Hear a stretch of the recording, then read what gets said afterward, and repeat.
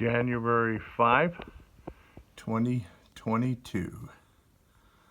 Look at that. It's snowing. Snowmageddon. In front of our house. Right now in Stanley Park, we have at least 6 inches of snow that's fallen today alone.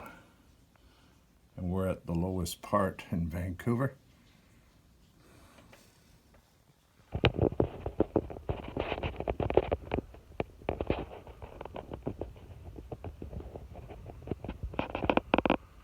They're calling it Snowmageddon. There's our light and you can really see it coming.